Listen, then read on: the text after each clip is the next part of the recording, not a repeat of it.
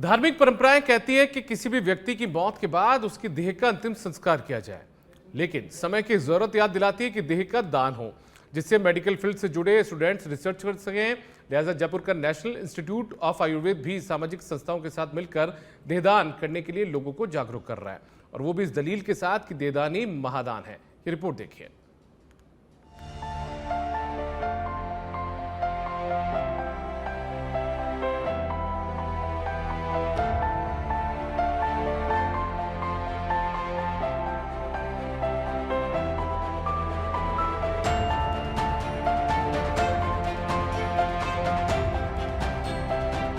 बदलते दौर के साथ भारत ने चिकित्सा क्षेत्र में भी कई कीर्तिमान हासिल किए हैं। गंभीर हालत से जूझ रहे कई मरीजों का ऑर्गन ट्रांसप्लांट कर डॉक्टर्स ने मुकाम हासिल किया, लेकिन बावजूद इसके अभी भी कई परेशानियों का सामना चिकित्सा क्षेत्र से जुड़े लोगों को करना पड़ता है, जिसकी बड़ी वजह है देहदान को लेकर लोगों में जागरूकता न होना।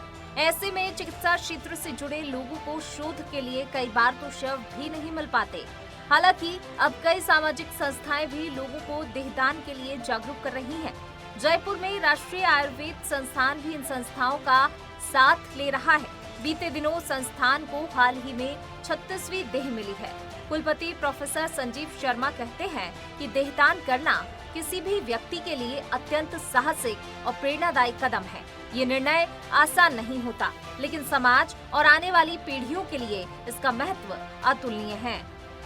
मेडिकल में हमारे शरीर की जानकारी होना बहुत ज़रूरी है। उस शरीर की जानकारी सिर्फ किताबों के में फ़ोटो देखने से नहीं हो सकती है। इसमें जो वास्तविक हमारा शरीर है उसको जानना, उसको पहचानना, उसके अंदर के जो संरचनाएं हैं, अंदर जो ऑर्गन्स हैं, अंदर और जो कुछ भी है अंदर, उसको देखना बहुत बहुत ज़रूरी है। और ये जो देहदान होता है, जिसके ऊपर बच्चे डायसेक्शन करते हैं, रिसर्च करते हैं, उससे उनका ज्ञानवर्धन होता है। तभी जा कर के वो बीमारियों को समझ सकते हैं और बीमारियों की चिकित्सा कर सकते हैं। राष्ट्रीय आयुर्वेद संस्थान को जो भी देह मिली है, उनके लिए विशेष संग्रहालय एवं अत्याधुनिक प्रयोगशाला विकसित की है। तो वहीं अध्ययन करने वाले छात्रों को भी शोध में काफी मदद मिल रही है।